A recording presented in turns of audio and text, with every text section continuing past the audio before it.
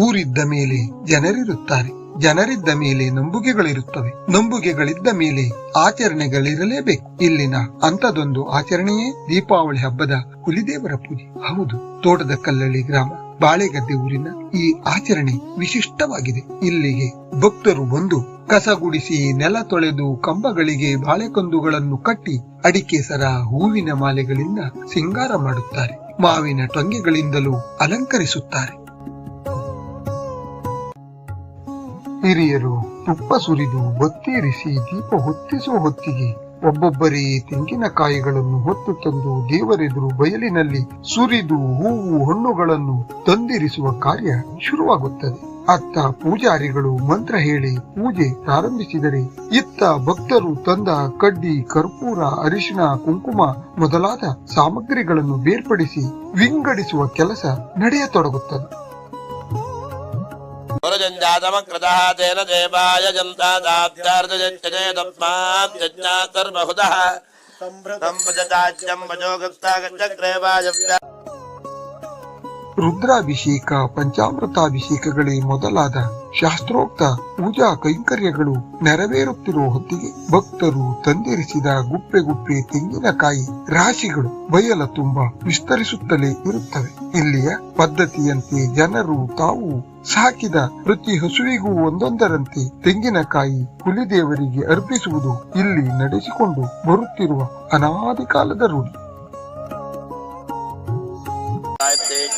ಶ್ರೀ ಮಹಾಗಣಪತಿರ್ದೇವತಾ ಓಂ ಗಂಗಣಪದೇ ನಮಃ. ಏಕಂತಾಯ ಸ್ನೇಹಕದಂಡಾಯ ಧೀಮಹಿ ತನ್ನೋ ದಂತಿ ಪ್ರಚೋದಯಾತ್. ಕಾಡ ನಡುವಿನ ಹುಲಿದೇವರ ಪೂಜೆಗೆ ಬಂದ ಭಕ್ತರು ಗುಂಪು ಗುಂಪಾಗಿ ಕುಳಿತಿರುವುದನ್ನು ನೋಡುವುದೇ ಒಂದು ಹಬ್ಬ.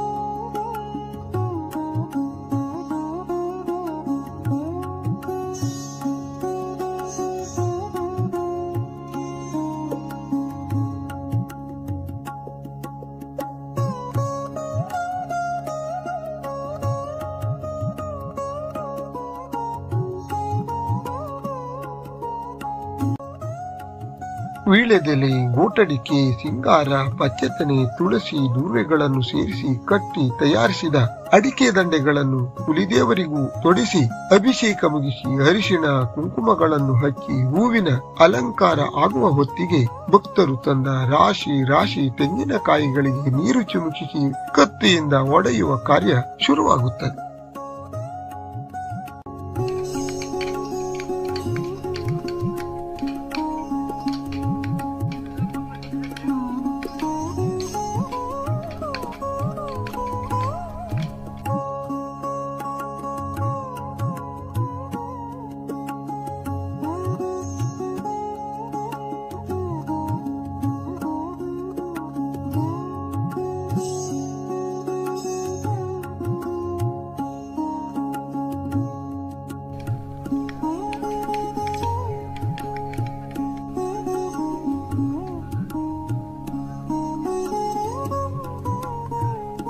ತಮ್ಮ ಇಷ್ಟಾರ್ಥಗಳು ಈಡೇರಿದಾಗ ವಿವಿಧ ಬಗೆಯ ವಸ್ತುಗಳನ್ನು ತಂದು ಹರಕೆ ತೀರಿಸುವ ಕಾರ್ಯ ಇಲ್ಲಿ ನಡೆಯುತ್ತದೆ.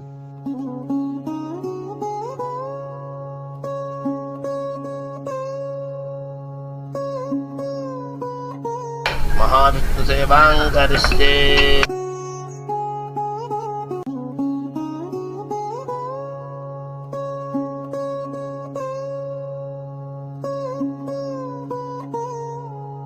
ज्योतिर्दीपोऽयं प्रतिगृह्यतां नीराजनं जगरिष्ये पूजोऽहविष्करणमाजात्ते दिव्यन्तामाजात्ते विश्वं प्रजमाजात्ते यदनेन हविजाजात्ते तदज्जात् तदृभ्यात् तदस्मै ते पारादन्ताम् तदग्निर्देवो देवेभ्यो वनते ಹಾಲು ಪಶು ಸಮೃದ್ಧಿಯಾಗಿ ತನ್ಮೂಲಕ ಸಮಾಜದಲ್ಲಿ ನಮಗೆಲ್ಲರಿಗೂ ಸದ್ಬುದ್ಧಿ ಮತ್ತು ಸದ್ವಿದ್ಯಾ ದೃಢ ಆರೋಗ್ಯ ಭಾಗ್ಯ ಇನ್ನೂ ಹೆಚ್ಚಿನ ಸೇವೆಯನ್ನು ಮಾಡತಕ್ಕಂಥ ಯೋಗ ಇದನ್ನೆಲ್ಲ ಕರುಣಿಸುವಂತ ಪ್ರಾರ್ಥನೆ ಎಂದು ವೈದಿಕರು ಬೇಡಿಕೊಳ್ಳುವ ಹೊತ್ತಿಗೆ ಅದೇ ಆವರಣದಲ್ಲಿರುವ ಬಸವದೇವರಿಗೂ ಬೀರ್ಲು ದೇವರಿಗೂ ಪೂಜೆಗಳು ಮುಗಿದು ಅರಿಶಿಣ ಕುಂಕುಮ ಪ್ರಸಾದಗಳನ್ನು ಪಡೆದುಕೊಳ್ಳುವ ಕಾರ್ಯ ಸಾಂಗವಾಗುತ್ತದೆ.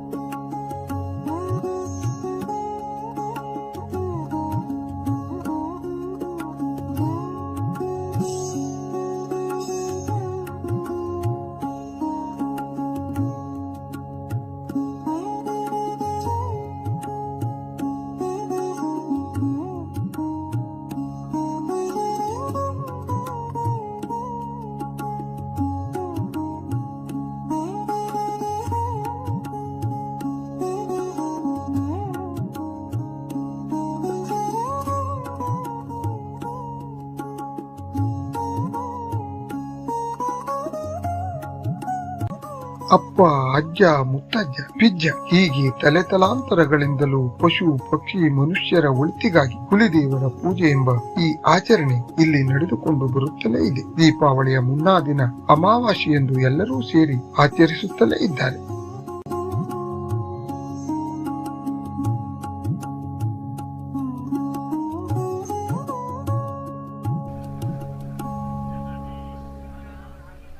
ದೀಪಾವಳಿಯ ಈ ಶುಭ ಸಂದರ್ಭದಲ್ಲಿ ತೋಟದ ಕಲ್ಲಳ್ಳಿ ಗ್ರಾಮದ